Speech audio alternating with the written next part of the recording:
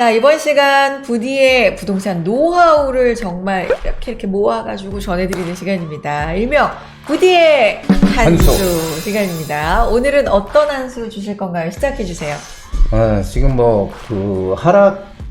부동산 시장 하락한다는 기사를 계속 많이 나오잖아요. 맞아요. 뭐 하락세다. 그래서 오늘도 그 기사 보니까 뭐 강남 압구정동에 블루칩 아파트 48억인가 된다고. 그런데 그게 3억이 떨어져. 네. 이게 나왔다.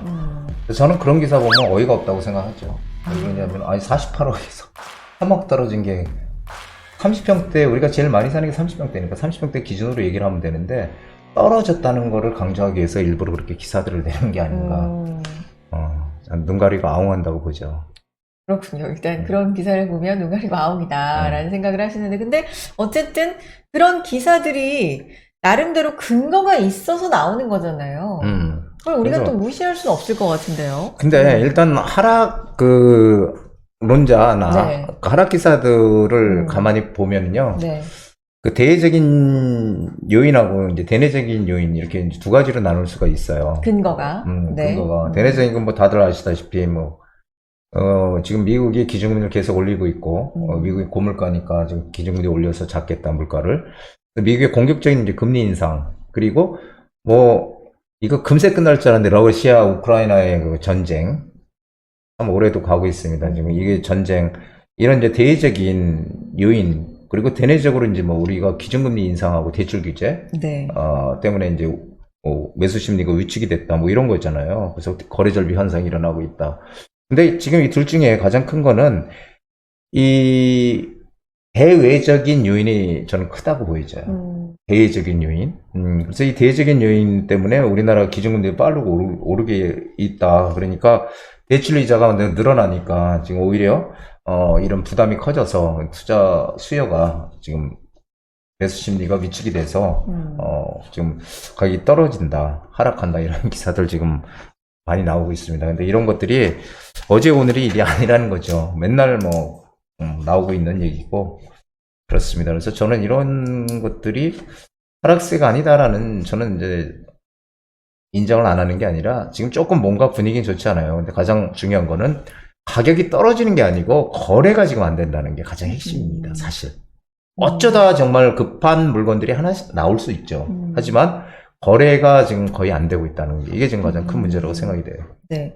하락 근거에 대해서 이렇게 지금 제시되고 있는 거 정리를 해주셨는데, 그럼에도 불구하고 나는 좀 다른 주장을 하고 싶다라는 게 이제 부디의 의견인데, 그러면 부디의 주장에도 나름의 또 근거가 있어야 되잖아요. 그렇죠. 어떤 근거로 좀 다른 시각으로 보시는 거예요? 자, 일단 대외적인 요소가 지금 가장 큰 요소다. 우리 영향을 크게 미친다고 얘기를 드렸잖아요. 그럼 미국이 지금 기준금리를 계속 올리고 있는데, 그래서 빅스텝이니 자이언트 스텝이니 하여간 참 이름이 재밌어요. 근데 금리를 갖다가 0.75 프로씩 올린다, 0.5% 이상씩, 이런 지금 빅스텝, 자이언트 스텝 이렇게 올리니까, 지금 미국은 두 가지거든요. 금리를 계속 올리게 되면 경제는 침체할 수밖에 없어요. 하지만 경제가 침체하는 걸 고사하고라도 일단 지금 물가를 잡아야 되겠다, 지금 이렇게 나오고 있거든요. 그러니까 미국도 지금 경제보다는 물가를 잡기를 우선으로 하고 있지만, 근데 과연 미국이 언제까지 물가를 이 경제를 팽개치고 이 물가를 잡는데 전념할 수 있을까에 대한 저는 의문적인 시선을 갖고 있죠. 왜냐하면 이건 절대 불가능해요. 계속적으로 해서 경기가 완전히 침체하면 망하는데, 그러면 결국은 어떻게 돼요? 어느 시점이 되면은 결국 시장 살리기에 다시 돌입할 것이다라고 보여주죠. 지속적인 금리 인상은 불가능할 것이고요. 이게 지난 하반기부터 시작된 이 금리 인상은 아마 저는 내년 중반 아니면 하반기면 끝날 거라고 보여져요. 그럼 그때부터는 어떻게 될까요? 다시 이제 경제를 살리기 위한 금리 완화하는, 다시 이제 또 그런 정책을 할 가능성이 크다는 거죠. 그래서 이게, 그러면 우리나라도 결국 미국의 상황에 맞춰서 이런 것들이, 우리도 좀 금리 인상을 하잖아요. 네. 하는데 이것도 길게 못 갈 것이다. 그래서 올 연말이나 내년 초 정도 되면은 금리 인상은 끝나지 않을까, 저는 그렇게 지금 판단하고 있어요. 그러면 부동산 시장은 이 심리가 굉장히 중요하잖아요. 그렇죠. 경제는 심리다라는 말이 뭐 워낙 유명하게 있으니까. 근데 워낙 좀 얼어 있는 거 아닙니까, 지금? 그렇죠. 지금 현재 네. 매수 심리가 지금 완전 바닥입니다. 지금 매수 심리, 매수 의지수라고 하는데요. 이게 바닥을 지금 기고 있는데, 근데 중요한 거는, 이렇게 지금 막 심리가 이래가지고 사람들이 정말 뭐 투자 안 할 것 같아. 그런데 과거의 사례 보면은 2018년도 9.13 대책이 나오고 나서 매수 심리가 바닥을 쳤어. 2월 달에. 네. 예, 바닥을 쳤지만, 7월 달에 다시 반전했거든요. 그러니까 한 5, 6개월 만에 다시 상승 반전했어요. 아, 그리고 2019년도 12, 16 대책 나왔을 때도 마찬가지예요. 2020년 5월 달에 매수 심리가 완전 바닥이었는데 다시 6월 달부터 상승 반전해서 한 달 만에.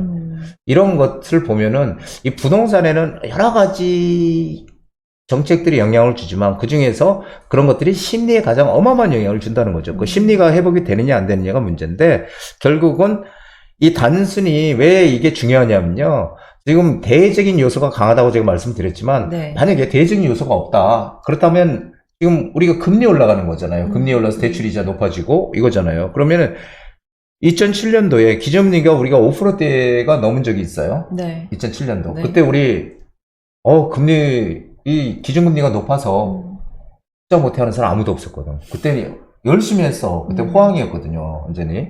그래서 이 금리 외부 리스크만 사라지면은 부동산 시장에 이 내부적인 요인, 즉 수급 현황, 수요와 공급의 현황, 이것들을 잘 살펴서 미리 투자처를 골라야 되는 거예요. 그래서 한동안 이 지역적인 양극화는 커질 것이다라는 거는 아주 확실합니다. 그래서 제가 뭐 누누이 말씀드렸지만은 똘똘한 한채 쏠림 현상이라고 많이들 얘기하는데 이 똘똘한 한채 쏠림 현상은 더 커질 수밖에 없고요. 수도권 중심축이 아닌 외곽의 그 매물은 쌓여갈 것이 분명하고 그리고 네. 쌓이면 가격은 떨어지는 거죠. 물건이 네. 많아지면. 그래서 입지 가치가 있는 곳들과 없는 곳들의 차별화는 점점 더 벌어질 것이다. 이렇게 저는 생각이 되죠. 그렇군요. 차별화는 뭐 정말 꽤 오랫동안 부디가 강조를 해 오셨던 기억이 저도 나는데 그러면 전 정말 오랫동안 얘기한 것 그러니까 같아요. 차별화에 대해서 양극화 그렇죠? 그러면 앞으로 주장들은 이렇게 하락할 것이다 나오고 있고 부디는 좀 의견이 다르고 근데 매수 심리는 당분간은 좀 얼어 있는 거는 근데 제 말이 자명해 맞을 거예요. 보이고 제 말이 제가 2014년도 네. 지금까지 제 말이 다 맞았기 때문에 이번에도 맞을 거예요. 와, 이번에 또 어떻게 불패를 이어가는지 한번 보겠습니다, 저도. 그러면 지금 어떤 마음으로 좀 시장에 임해야 될까요? 일단 가장 중요한 게 저는 입지 가치라고 생각해요. 일단 가장 첫 번째로 이 정부의 정책 방향을 우리가 읽어야 된다. 정부 정책 방향에 대해서 제가 많이 말씀드렸죠. 지금 화두는 서울이기 때문에 서울시의 정책 방향에 대해서 많이 말씀드렸죠. 여태까지 뭐 2번 얘기 안 해도 네. 아실 거예요. 서울시의 큰 정책 방향을 알고 미리 선점을 해야 된다는 게 제가 드리고 싶은 말씀이고요. 공급에 대한 말씀하시는 거죠? 공급 정책. 그렇죠. 지금 정책을 어떻게 지금 서울시에서 앞으로 진행할 네. 것인가. 제가 아까 말씀드렸죠. 재건축은 조금 시기 조절을 할 것이고 재개발은 그거밖에 없어 방법이. 공급할 수 있는 방법이. 그러니까 재개발을 신통이든 뭐 방통이든 간에 모아타운이든 네. 뭐 공급할 수밖에 없거든요. 빨리. 그러면은 그런 쪽. 근데 그 중에서도 여기저기 진행을 하게 되면 거기서 우리 뭘 봐야 돼요? 입지 가치를 봐야 된다. 우리 입지 가치. 정말 중요하거든요. 그 중에서 입지 가치를 봐야 되고요. 그렇다면은 이게 좀 남들과 다른 마인드가 있어야 되는데 이런 역발상 마인드가 지금 참 필요한 시점이고요. 네. 이런 마인드가 있어야 큰 돈을 벌 수 있는 기회를 잡을 수 있다. 저와 함께하는 이 부디와 함께하는 저희 방송에서 아마 제 방송을 오랫동안 보셨던 분들은 분명히 좋은 기회를 잡으셨을 거고 앞으로도 반드시 잡을 거로 저는 확신하고 있습니다. 네. 자, 이렇게 지금 현 시장에 대해서 뭐 걱정하시는 분들도 많고 의견이 워낙 좀 많은 시장이고 그런데 부디의 의견을 소신을 또 말씀을 해 주셨습니다. 이렇게 시장에 임해야 된다라는 얘기까지 해 주셨고 2013년부터 불패다라고 하시는데 한번 또 지켜보겠습니다. 불패 저도. 신합니다, 저는. 그러니까요. 네. 자, 이왕이면 또 함께 해주시면서 좋아요, 구독도 또 함께 눌러주시고요. 저희 계속해서 좋은 정보 드리도록 노력하겠습니다. 자, 세미나 소식도 아울러서 또 전해드리도록 하죠. 21일 목요일, 7월 21일 목요일, 그리고 28일 목요일입니다. 오후 2시고요. 강남구청역 인근에 있습니다. 역세권이에요. 미래가치투자연구소 이곳에서 부디와 함께 용산 투자에 대해서 얘기할 수 있는 시간 준비하고 있으니까요. 선착순입니다. 조금은 빠르게 전화 주시는 게 좋을 것 같고 요즘 다시 좀 방역에 대한 걱정들이 있으셔서 소규모로 진행하시죠? 그렇죠. 네. 소규모로 10명으로 해서 우리 정예 멤버로 진행하려고 그러니까요. 합니다. 네. 그래서 10명으로 해서 이렇게 진행을 하니까요. 아마 8월 달은 휴가철도 있고 그래서 8월 달은 진행을 안 할 가능성이 커요. 일단 어떻게 될지 모르겠지만 일단 그러면 빨리 7월에 7월에 신청을. 휴가철을 네. 앞두고 우리가 휴가철 항상 말씀드리긴 남들 다 휴가 가고 하잖아요. 그럼 빨리 휴가를 갔다 와서 뭔가 남들과 다르게 움직여야 되는 그런 시점이 지금이다. 상당히 중요한 시점이라고 저는 봅니다. 네. 그래서 21일, 28일 편하신 날짜로 신청을 빠르게 해주시고 나는 이 안타깝게 두 날 다 안 된다. 개인적으로 좀 상담을 받아보고 싶다. 역시 전화 통해서 문자 통해서 상담 신청해 주시기 바랍니다. 자, 지금까지 부디의 한수였습니다.